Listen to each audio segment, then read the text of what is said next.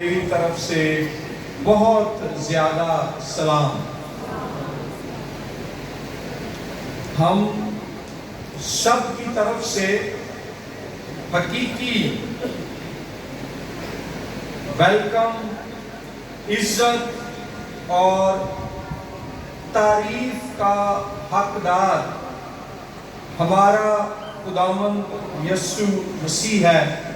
آئیں اس کی تعریف میں زوردار تالیاں بجائیں اور اس کو اپنے درمیان ویلکم کریں۔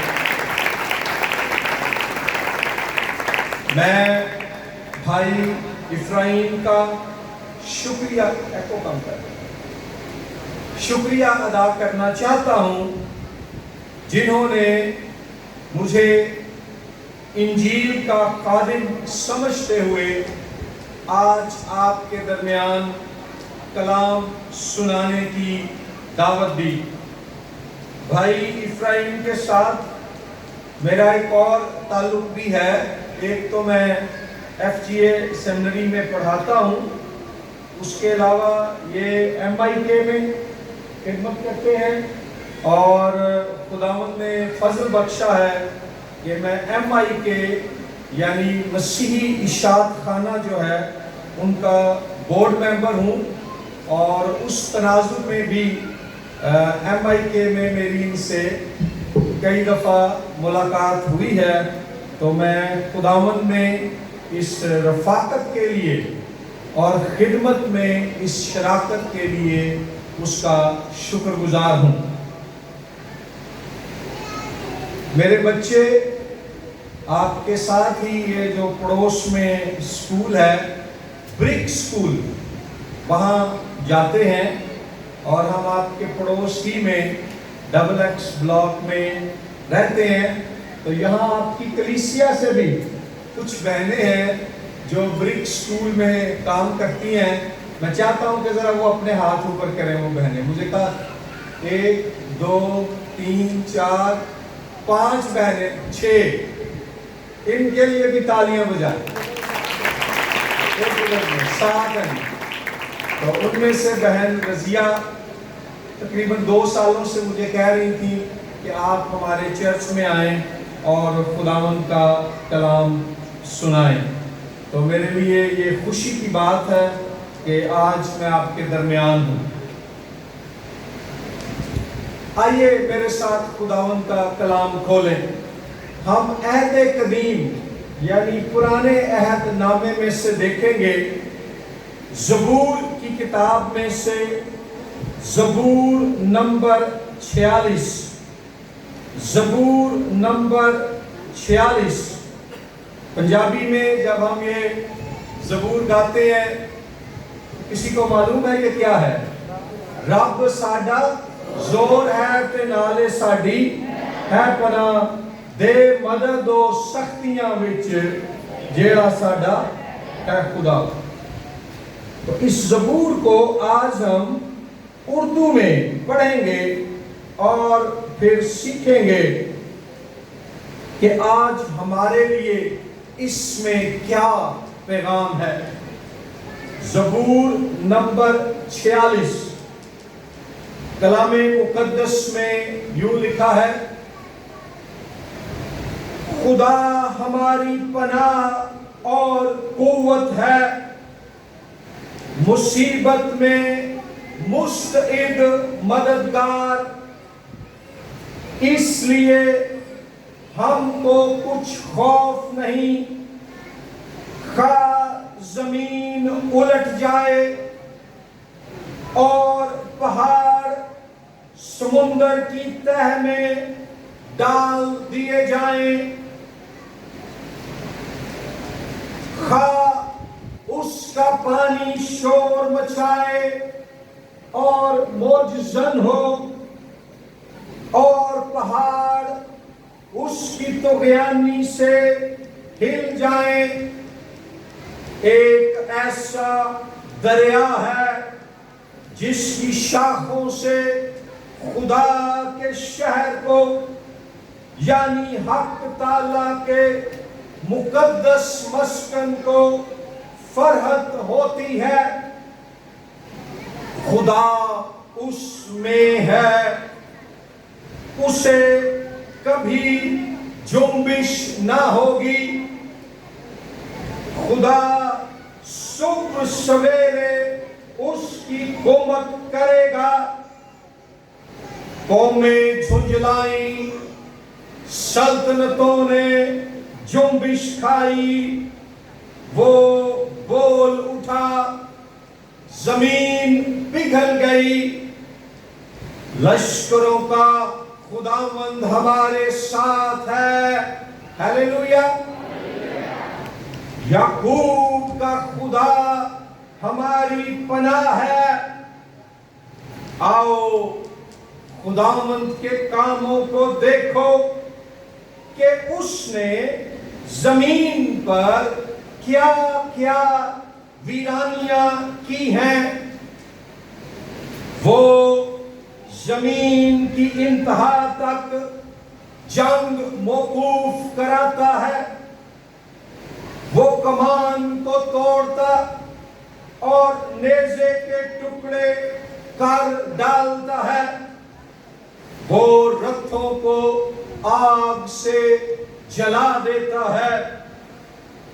خاموش ہو جاؤ اور جان لو کہ میں خدا ہوں۔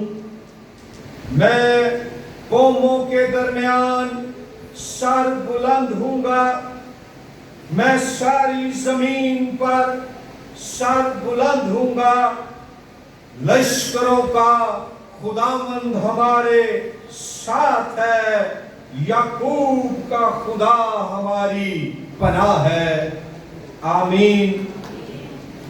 زبور 46 کو توکل کا زبور، بھروسے کا زبور، سام آف ٹرسٹ کہا جاتا ہے۔ یہ ایک ایسا زبور ہے جس میں زبور نویس شخصی اور قومی طور پر مصیبت میں، مشکل میں اور تکلیف کے حالات میں زندہ خدا یہوہ پر توکل کا، اعتماد کا اور بھروسے کا اظہار کرتا ہے۔ جب یہ زبور لکھا گیا تو قوم اسرائیل کی اسوری قوم کے ساتھ جنگ ہوئی تھی، اور بطور قوم وہ خطرے اور حملے کی حالت میں تھے۔ لیکن جب دشمن حملہ آور ہے، جب قوم کو خطرہ ہے، تو ایسے میں زبور نویس اس بات کا اعلان اور اظہار کرتا ہے کہ ہمارا توکل، ہمارا بھروسہ، ہمارا یقین خداوند اپنے خدا پر ہے۔ وہ ہمارے ساتھ ہے، وہ ہماری حفاظت کرے گا، وہ ہمیں بچا لے گا، اور وہ ہمارے تمام دشمنوں کو شکست دے دے گا۔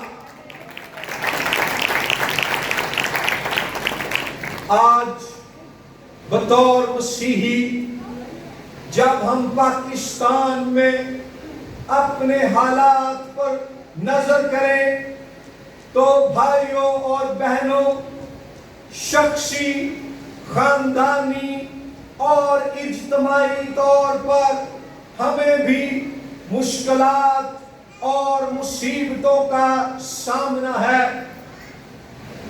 مہنگائی بہت زیادہ ہے اور غربت بھی مسیحیوں میں بہت زیادہ ہے۔ لوگوں کی آمدنی کم اور بجلی کے بل بہت زیادہ۔ کئی لوگ ہیں جن کے پاس اپنا گھر تک نہیں ہے، وہ کرائے پر رہتے ہیں، ان کی ساری محنت، مہینے بھر کی کمائی کرائے اور بجلی کے بلوں میں نکل جاتی ہے۔ بچوں کی تعلیم، मुनासिब खुराक, कपड़ा, दीगर जरूरतें ठीक तरह से पूरी नहीं होती, बेरोजगारी है, खानदानों में झगड़े हैं, बीमारियां हैं, मगर अच्छा इलाज कराने के लिए पैसे नहीं हैं, कई और तरह से मुश्किलात हैं। फिर मुल्की सतह पर अक्सर औकात मसीहियों पर हमले किए जाते हैं। कभी शांतिनगर गांव को जला दिया जाता है, कभी सांगला हिल, कभी जोसेफ कॉलोनी, कभी जड़ावाला, कभी सरगोधा। फिर कई दफा मजहबी बुनियादों पर मसीहियों पर झूठे मुकदमात किए जाते हैं। गुर्बत, बेरोजगारी, बीमारी और इजार सानी की वजह से कई दफा हम भी महसूस करते हैं कि हम कुचले जा रहे हैं, हम पर हमले किए जा रहे हैं, हम पर जुल्म हो रहा है, हम हालते जंग में हैं। लेकिन ज़बूर 46 का मेरे भाई, मेरी बहन, हमारे लिए आज पैगाम ये है कि इन तमाम मुश्किलों और मुसीबतों के बावजूद लश्करों का खुदावंद हमारे साथ है और याकूब का खुदा हमारी पनाह है।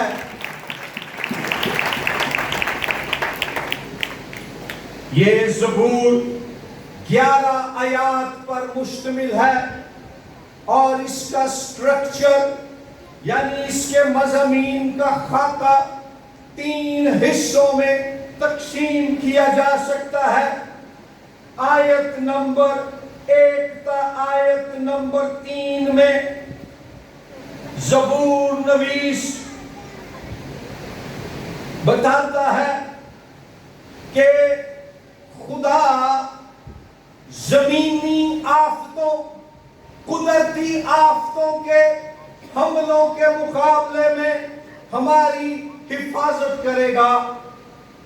आयत नंबर 4 ता आयत नंबर 7 में ज़बूर नवीस बयान करता है कि खुदा कौमों के हमलों के मुकाबले में हमारी हिफाजत करेगा।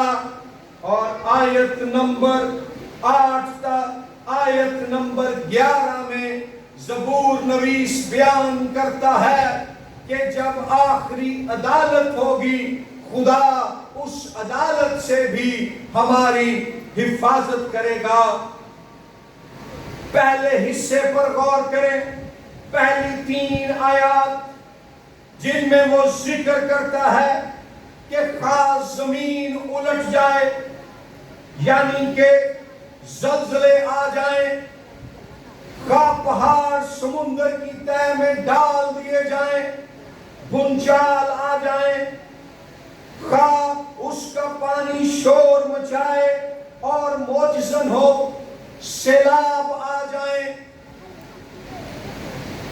इन तमाम कुदरती और जमीनी आफतों के मुकाबले में आयत नंबर 1 में वो कहता है खुदा हमारी पनाह और कुव्वत है।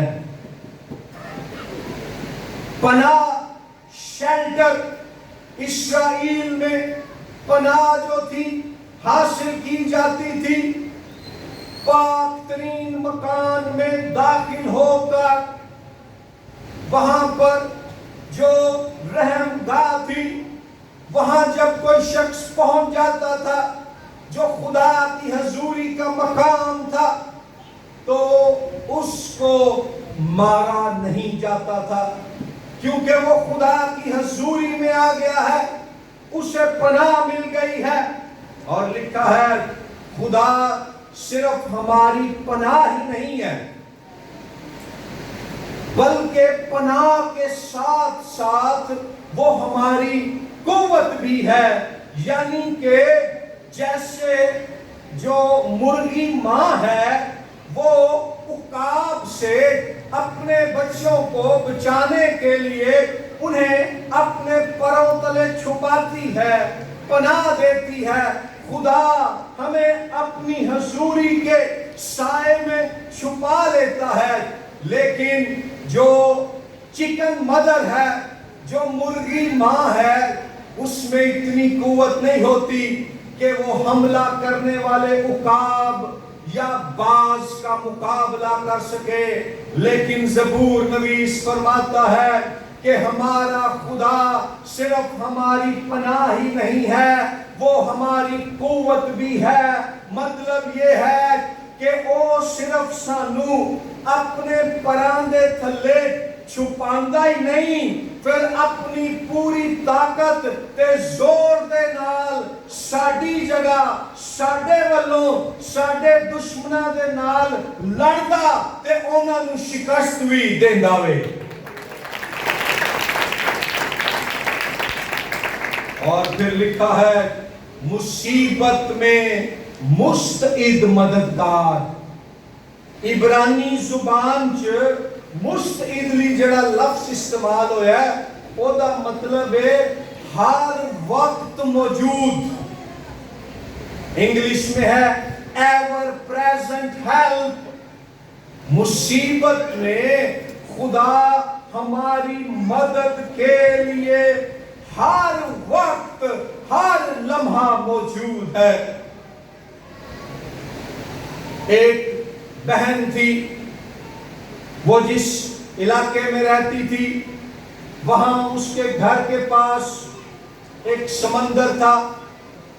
وہ ہر صبح ٹھنڈے وقت ساحل سمندر گیلی ریت پر واک کرنے جاتی، اور جب وہ ٹھنڈی گیلی ریت پر واک کرتی تو ساتھ ساتھ دعا کرتی، اور جب وہ دعا کرتی تو ریت پر بننے والے اپنے قدموں کے نشانوں کے ساتھ ساتھ اسے ایک اور شخص کے قدموں کے نشان بنتے ہوئے بھی نظر آتے۔ وہ خوش ہوتی اور کہتی کہ یہ خداوند یسوع مسیح ہے جو میرے ساتھ ساتھ چلتا ہے۔ اس کی زندگی میں دکھ اور مصیبتیں آ گئیں، اور اس کے اپنوں ہی نے اسے بہت زیادہ دکھ اور تکلیف دی۔ وہ غم سے ٹوٹ گئی، دکھ سے نڈھال ہو گئی، کہنے لگی سب مجھے چھوڑ دیں گے، لیکن خداوند یسوع مسیح میری پناہ اور میری قوت ہے۔ جب وہ اس دکھی حالت میں ساحل سمندر ریت پر واک کرنے گئی، جب وہ چل رہی تھی اور بڑی ہی حوصلہ شکنی کی حالت میں دعا کر رہی تھی، تو اس کو اپنے قدموں کے نشانوں کے ساتھ ساتھ خداوند یسوع مسیح کے قدموں کے نشان نظر نہ آئے۔ وہ بہت زیادہ پریشان ہو گئی، ٹوٹ گئی، گھر واپس آئی، زمین پر گر پڑی اور خداوند کے آگے جھک کر شکوہ کرنے لگی اور رونے لگی کہ اے خداوند، میرا تو یہ توکل تھا، بھروسہ تھا، ایمان تھا کہ سب مجھے چھوڑ دیں گے، لیکن تو میری پناہ، تو میری قوت اور ہر وقت میرے لیے موجود مددگار رہے گا۔ آج تو نے بھی میرے ساتھ چلنا چھوڑ دیا۔ جب اس نے اپنی بات مکمل کی تو خداوند یسوع مسیح نے اسے جواب دیا، اے میری نادان بیٹی، میں نے تجھے نہیں چھوڑا، میں آج بھی تیری پناہ، تیری قوت اور مصیبت میں تیرا مستعد مددگار ہوں۔ ریت پر قدموں کے جو نشان تو آج صبح سمجھ رہی تھی کہ تیرے ہیں، وہ تو میرے تھے، تو اس قدر ٹوٹی ہوئی تھی کہ چل بھی نہیں سکتی تھی، میں اپنی باہوں میں اٹھا کر تجھے چل رہا تھا۔ تو ہمارا خداوند ہمارا مددگار ہے۔ اگر آپ کی زندگی میں گناہ، نافرمانی، جادوگری، بیماری، لڑائی جھگڑوں، غربت اور بے روزگاری کے طوفان، بھونچال اور زلزلے بھی آ جائیں تو زبور 46 ہمیں یہ یاد دلاتا ہے، خداوند پر توکل رکھو، خداوند پر بھروسہ رکھو۔ لوگ اپنی دولت پر بھروسہ کرتے ہیں، لوگ اپنی شہرت پر بھروسہ کرتے ہیں، لوگ اپنی ذات، خاندان اور عہدوں پر بھروسہ کرتے ہیں، لیکن مسیحیوں کا توکل جو ہے وہ ہماری روحوں کے چوپان اور کبھی نہ متزلزل ہونے والی چٹان خداوند یسوع مسیح پر ہے۔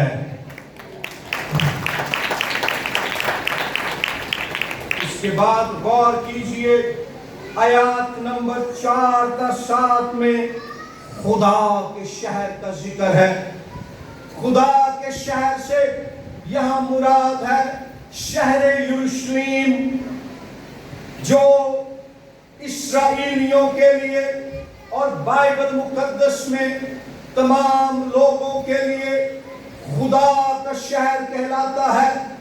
یروشلم شہر اسرائیلیوں کے نزدیک زمین پر خدا کی بادشاہی کا دارالحکومت تھا، زمین پر خدا کا روحانی مرکز تھا۔ یروشلم میں ہیکل تھی، ہیکل میں خدا کی حضوری تھی۔ یہاں لکھا ہے کہ ایک ایسا دریا ہے جس کی شاخوں سے خدا کے شہر کو، یعنی مقدس شہر یروشلم کو خوشی ہوتی ہے۔ مفسرین کا خیال یہ ہے کہ یہاں زبور نویس پیدائش کی کتاب کے 2 باب کی 10ویں آیت کی طرف اشارہ کر رہا ہے۔ باغ عدن میں ایک دریا بہتا تھا۔ عدن کا مطلب ہے خوشی، باغ عدن کا مطلب ہے خوشی کا باغ۔ خوشی کے باغ میں ایک دریا بہتا تھا جو اس باغ کو سیراب کرتا اور اس سے اس باغ میں زندگی، تازگی، شادابی اور خوشی رہتی۔ لیکن آدم اور حوا نے جب گناہ کیا، انسان خوشی کے باغ سے باہر نکال دیا گیا، خدا سے جدا ہو گیا۔ لیکن پھر خدا نے قوم اسرائیل کو چنا اور شہر یروشلم کو سیون کے پہاڑ پر قائم کیا، اور یہودیوں کے لیے یروشلم شہر زمین پر باغ عدن کی مانند تھا۔ جیسے خدا کی حضوری باغ عدن میں آدم اور حوا کو میسر تھی، شہر یروشلم میں اور اس میں پائی جانے والی ہیکل کے وسیلے سے خدا کی حضوری قوم اسرائیل کو میسر تھی۔ اور یہاں جب لکھا ہے دریا، تو یاد رکھیں یروشلم شہر میں کوئی جسمانی یا آبی دریا نہیں بہتا۔ اصطلاح دریا یہاں علامتی، تشبیہی اور روحانی معنوں میں استعمال ہوئی ہے۔ نقطہ یہ ہے کہ خداوند کے شہر یروشلم میں خدا کے لوگوں کے لیے خدا کی حضوری کا دریا بہتا ہے۔ اس کا ذکر ہمیں حزقیل کی کتاب کے 47ویں باب میں بھی ملتا ہے، جب حزقیل ایک رویا دیکھتا ہے کہ وہ ایک دریا میں کھڑا ہے، پہلے پانی اس کے ٹخنوں تک ہے، پھر پانی اس کے گھٹنوں تک جاتا ہے، پھر پانی اس کی کمر تک پہنچ جاتا ہے، پھر وہ پانی اس کی گردن تک چلا جاتا ہے اور وہ اس میں ڈوبنے کے خطرے میں مبتلا ہو جاتا ہے۔ اور حزقیل 47واں باب بتاتا ہے کہ یہ قوم اسرائیل میں خدا کی حضوری کا دریا ہے۔ اور اگر آپ مکاشفہ کی کتاب 22واں باب پڑھیں تو وہاں پر بھی ذکر ملتا ہے کہ جب خداوند یسوع مسیح کی دوسری آمد ہوگی، آسمانی یروشلم زمین پر اترے گا تو اس شہر میں زندگی کا دریا بہے گا۔ آج ہمارے لیے اس میں کیا پیغام ہے؟ نئے عہد کے ایماندار ہوتے ہوئے ہمارے لیے اس میں پیغام یہ ہے کہ یسوع مسیح جس نے یوحنا کی انجیل کے 7ویں باب میں فرمایا کہ اگر کوئی پیاسا ہو تو وہ میرے پاس آ کر پیے، میں اسے زندگی کا پانی دوں گا۔ اور پھر وہاں لکھا ہے یہ بات اس نے اس روح کے بارے میں یعنی روح القدس کے بارے میں کہی جسے وہ پانے کو تھے۔ میرے بھائیوں، میری بہنوں، آج نئے عہد میں خدا کے شہر یروشلم سے مراد خدا کی کلیسیا ہے، آپ لوگ ہیں۔ غلطیوں 3 اور 4 ابواب میں پولس رسول اس بات کو واضح کرتا ہے کہ آسمانی یروشلم زمین پر خداوند یسوع مسیح کے لوگ نئے عہد کے ایماندار ہیں، اور ہم میں بھی خدا کی حضوری کا دریا بہتا ہے، اور وہ دریا یسوع مسیح کے نام میں پاک روح کے وسیلے سے ہماری زندگیوں میں بہتا ہے اور ہمیں آسمانی اور روحانی خوشی سے بھر دیتا ہے۔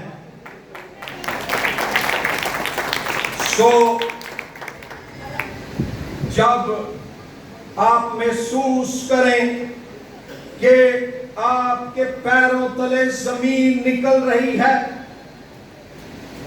اور آپ کی جو زندگی ہے وہ بنچال اور جنبش کا حملوں، چاہے وہ لفظی حملے ہوں، چاہے وہ جسمانی حملے ہوں، چاہے وہ روحانی حملے ہوں، ان کا شکار ہے، اور اس وجہ سے آپ خوف زدہ، پریشان، افسردہ اور کمزور محسوس کر رہے ہیں، تو میری بہنوں، بزرگوں، بھائیوں، نوجوانوں، دعا میں ٹھہر جائیں اور خداوند سے کہیں کہ تیرے پاک روح کی حضوری کا دریا میری زندگی میں بہے۔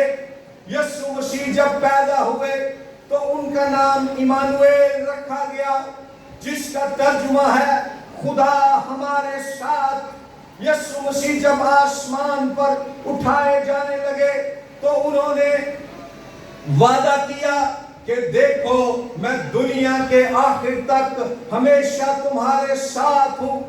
یسوع مسیح تو بدنی طور پر آسمان پر اٹھا لیا گیا، آج وہ کیسے ہمارے ساتھ ہے؟ وہ پاک روح کو اپنی کلیسیا پر نازل کر کے ان کے ساتھ ہے۔ خدا باپ اور یسوع مسیح کی حضوری ہمیں اس کے روح کے وسیلے سے ملتی ہے جو ہمیں خوشی سے بھر دیتا ہے۔ یاد رکھیں، دولت، شہرت، ذات پات، خاندان، جائیداد، ان سب چیزوں سے ملنے والی خوشی، فرحت عارضی ہے، لیکن جو خوشی خدا کی حضوری سے ملتی ہے وہ مستقل اور ابدی ہے۔ اس لیے خدا کی حضوری کے طالب ہو جائیں، دعا کے وسیلے سے، کلام کے وسیلے سے، ایمانداروں کی رفاقت کے وسیلے سے، اور غور کیجئے آیت نمبر 7 میں بھی جو دوسرا حصہ ہے، زبور نویس یاد دلاتا ہے لشکروں کا خداوند ہمارے ساتھ ہے۔ یہاں لشکروں سے مراد ہے آسمانی فرشتے اور دیگر آسمانی مخلوقات، چاند، ستارے اور سیارے، جو آفاقی نظام ہے۔ وہ خدا جو فرشتوں کا خالق ہے، وہ خدا جو ستاروں کا خالق ہے، وہ خدا جو سیاروں کا خالق ہے، وہ خدا جو نظام شمسی کا خالق ہے، وہ خدا جو کائنات کے نظام کا خالق ہے، میری بہن، میرے بھائی، وہ شخصی طور پر تمہارے ساتھ ہے اور تمہیں جانتا ہے۔ اس کے بعد آیات 8 تا 11 پر غور کیجئے، لکھا ہے ان کا مفہوم یہ ہے کہ خدا زمین کی عدالت کرے گا۔ خدا اپنی قوم اسرائیل اور نئے عہد میں اپنی کلیسیا مسیحی ایمانداروں پر حملے کرنے والوں، انہیں ستانے والوں کی عدالت کرے گا۔ خدا اپنے لوگوں سے جنگ کرنے والوں کی عدالت کرے گا۔ لکھا ہے کہ خدا زمین کی انتہا تک جنگ موقوف کراتا ہے، وہ کمان کو توڑتا اور نیزے کے ٹکڑے کا ڈالتا ہے، وہ رتھوں کو آگ سے جلا دیتا ہے۔ ایدہ مطلب اے وے کہ خدا دے لوگ ہندیاں توڑے مخالف، توڑے دشمن جس طرح دے ہتھیار مرضی لے کے توڑے تے حملے کرن، پاویں او کالے علم دا ہتھیار ہے، پاویں او جادوگری دا ہتھیار ہے، پاویں او جھوٹے الزام تے جھوٹے مقدمے دا ہتھیار ہے، پاویں او گالم گلوچ تے لان تان دا ہتھیار ہے، خدا یسو مسیح دے ناچ پاک روح دی قوت دے نال انہاں دے سارے ہتھیاراں توڑ دے گا۔ اس پر توکل کریں، اس پر بھروسہ رکھیں، اس پر ایمان رکھیں، وہ سب بہتر کر دے گا۔ ہر روز اپنے آپ کو بتائیں لشکروں کا خداوند ہمارے ساتھ ہے، یعقوب کا خدا ہماری پناہ ہے۔ ہیلیلویا۔ یہاں آیت نمبر 8 میں لکھا ہے، آؤ خداوند کے کاموں کو دیکھو کہ اس نے زمین پر کیا کیا ویرانیاں کی ہیں۔ کئی لوگ پریشان ہو جاندے نے کہ خدا تے بحالی، خوشحالی، نجات تے ہمیشہ دی زندگی لے کے آندا ہے۔ ایتھے لکھیا آؤ خدا دے کماں نو ویکھو کہ انہیں زمین تے کی ویرانیاں کیتیاں نے، کی تباہیاں مچائیاں نے۔ یہاں پر ویرانی کرنے سے مراد، تباہی لانے سے مراد یہ ہے کہ خدا نے ناپاک لوگوں اور ان کے ناپاک منصوبوں کو ویران کیا ہے۔ اس نے شیطان، گناہ، موت اور بدی کی طاقتوں کو تباہ کیا ہے۔ اس نے ابلیس کے ہتھیاروں کو، منصوبوں کو ویران بنا دیا ہے، اور وہ اپنے لوگوں کے لیے جنگ لڑتا ہے۔ آیت نمبر 10 دیکھیں، لکھا ہے خاموش ہو جاؤ اور جان لو کہ میں خدا ہوں۔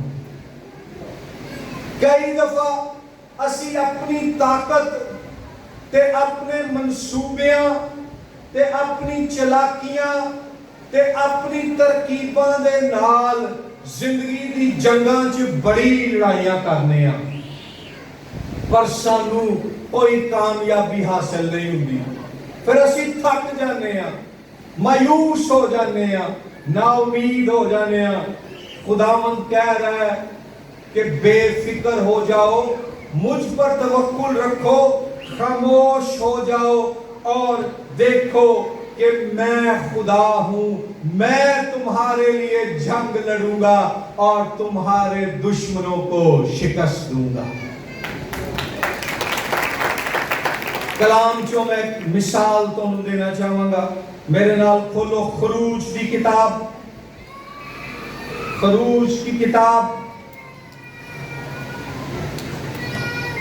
और उसका बाब नंबर 14, बाब नंबर 14 और आयत नंबर 10 आयत नंबर 14 हम पढ़ेंगे। खरूज 14:10-14।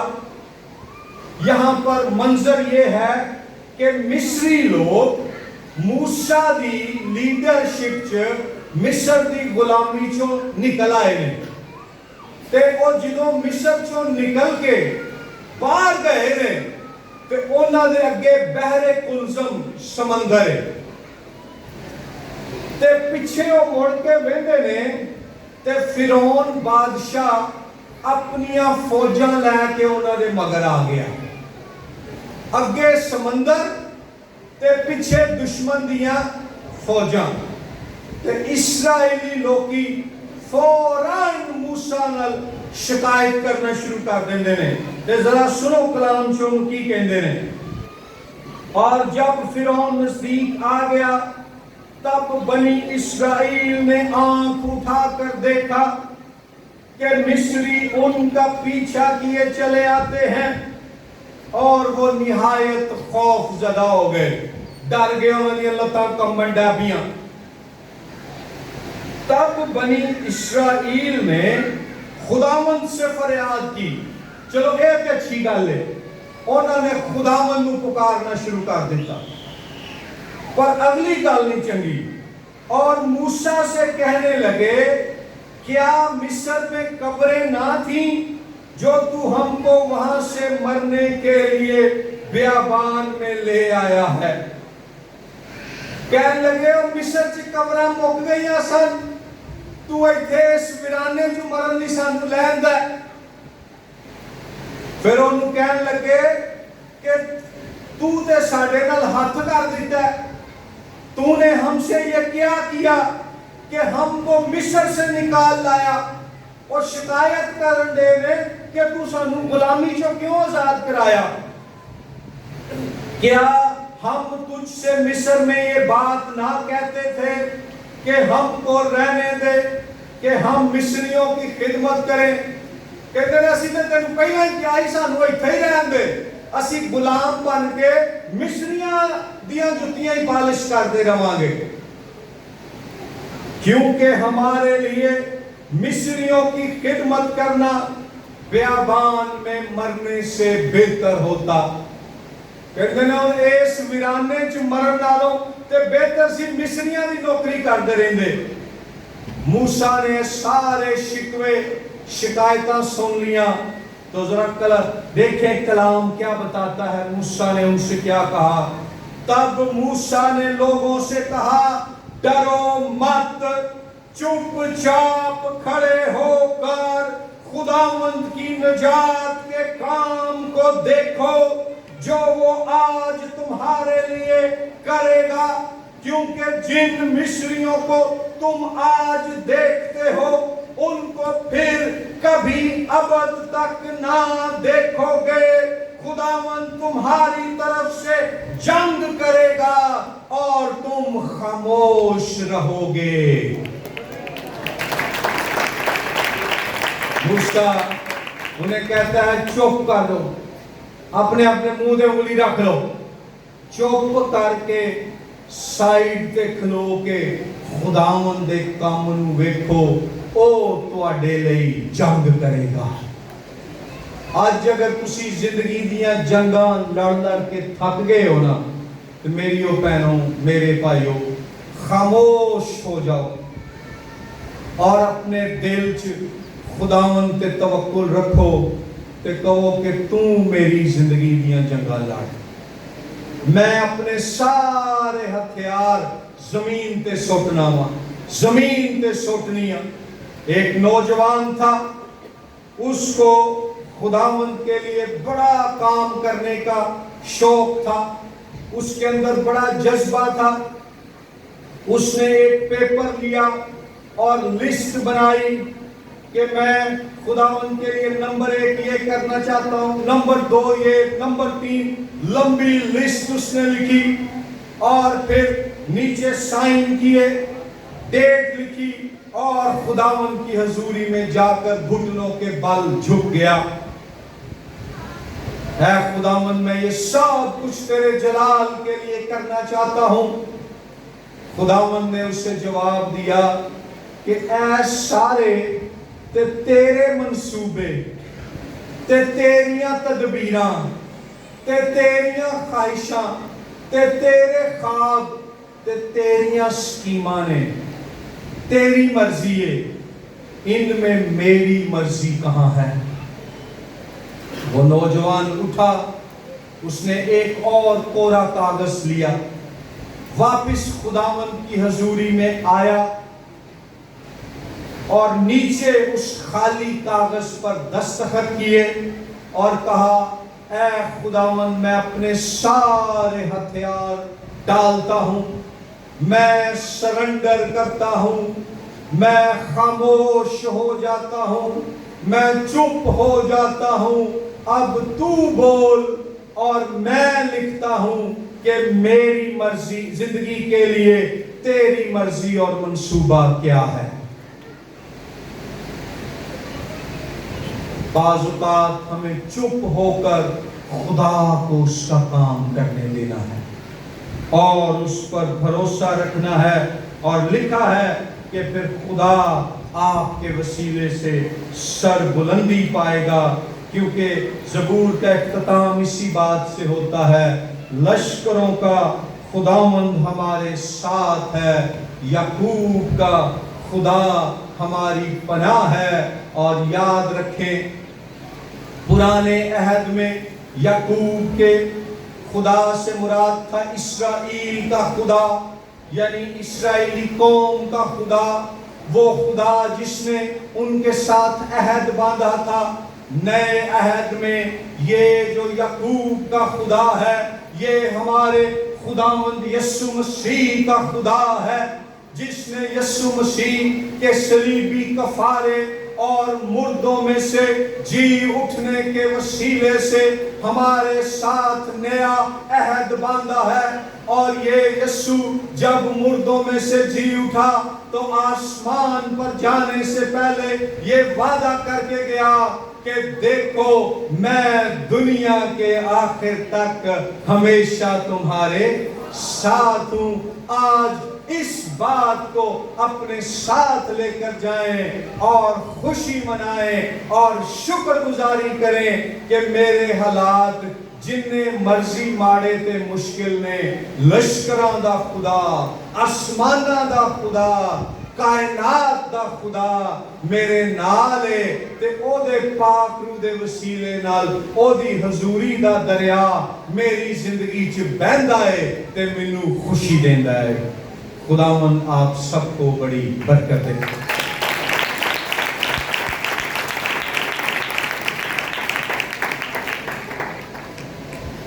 आइए अपने सरों को